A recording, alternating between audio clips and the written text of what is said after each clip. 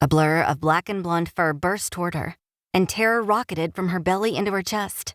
What would have been a slasher, film-worthy scream was cut short, escaping her lungs in a squeak. The wolf dog stopped and lay on its belly, mimicking a miniature sphinx, as if guarding her like trapped prey. It cocked its head, its gleaming, dagger-like fangs dripping with drool as its tongue lolled out of its panting mouth. "Go away!" she yelled, but the dog glanced over its shoulder toward the oncoming noise. The machine itself rounded a boulder and stopped a mere 10 feet from where she lay. The engine cut off, and a deep timber rolled over her. "Good girl, Grace. Stay." Only as the man came into view did Tara think to toss her shirt over her bared torso. He was big-framed, even when he crouched beside her, one wrist dangling on a knee. A backward ball cap held back some unruly dark locks, and soulful brown eyes set in a stubble-jawed face scanned her. "Can you move?" "I don't know. I'm numb where I'm pinned. Could you tell your dog to back off?"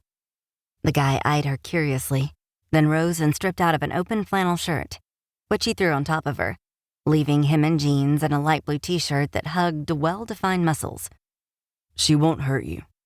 With that, he put those well-defined muscles on full display when he grasped the roll bar on the machine and heaved uphill with a loud grunt.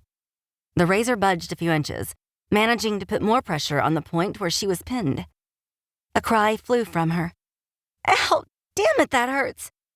At least she'd felt it, so there was that. "Fuck," he chuffed. Still gripping the roll bar, straining against the side-by-side still hovering several inches above her, he glanced down at her. "What's your name?" She gritted her teeth. "Tara." "Okay, Tara," he panted. "You're stuck at a weird angle here, and I can't get enough leverage without help. I need to lower it back down so I can hook up my winch and pull this beast off you. You ready?" Nodding, she drew in a sharp breath and gasped out, "Ready."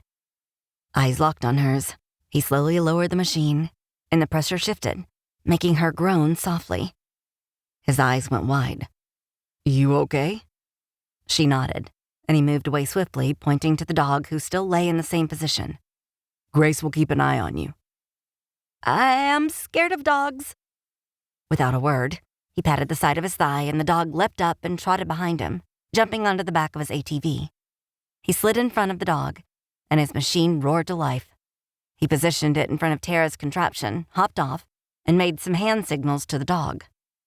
"Tara," he said calmly as he unreeled the cable attached to the winch. "I'm Cam, and my dog's name is Grace.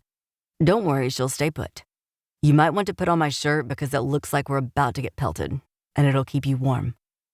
Only then did she realize she'd been clutching it to her chest, hiding little in the process.